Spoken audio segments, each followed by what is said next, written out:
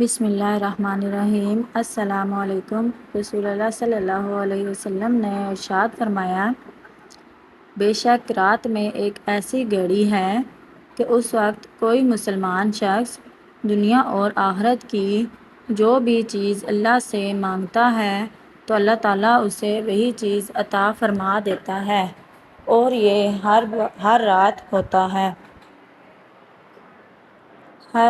ہر نبی کی ایک خصوصی دعا ہوتی ہے جسے اللہ تعالیٰ ضرور قبول فرماتا ہے، تو ہر نبی نے وہ دعا مانگ لی، لیکن میں نے اپنی دعا کو قیامت کے دن اپنی امت کی شفاعت کے لیے بچا رکھ لیا۔ کسی شخص کے لیے جائز نہیں کہ اپنے کسی بھائی سے 3 دن سے زیادہ کے لیے ملاقات چھوڑے، اس طرح کہ جب دونوں کا سامنا ہو جائے تو یہ بھی منہ پھیر لے اور وہ بھی منہ پھیر لے، اور ان دونوں میں بہتر وہ ہے جو سلام میں پہل کرے۔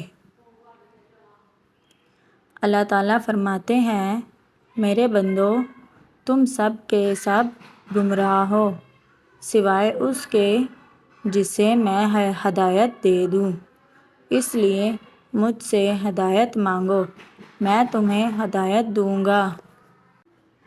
میرے بعد کوئی نبی نہیں ہے اور تم لوگوں کے بعد کوئی امت نہیں ہے، پس میں تمہیں عورتوں کے بارے میں اچھے سلوک کی نصیحت کرتا ہوں۔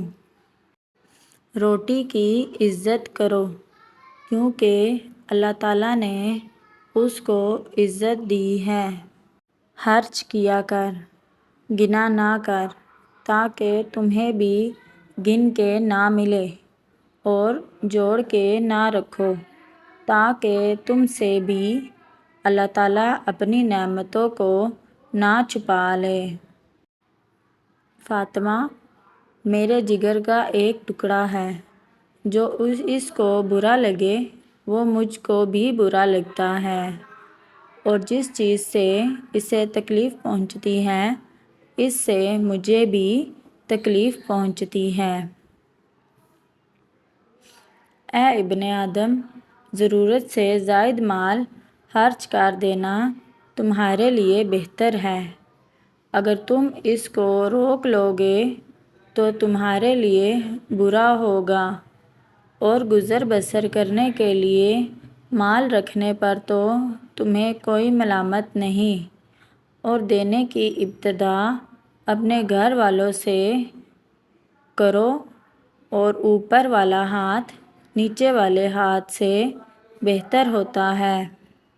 جو شخص مجھ پر ہر دن اور ہر رات کو 3 مرتبہ میری محبت اور میری طرف شوق کی وجہ سے درود پاک پڑھے تو اللہ تعالیٰ پر حق ہے کہ اس کے اس دن اور اس رات کے گناہ بخش دے۔ بندہ اس وقت تک اللہ کے عذاب سے امن میں رہتا ہے جب تک اللہ سے استغفار کرتا رہتا ہے۔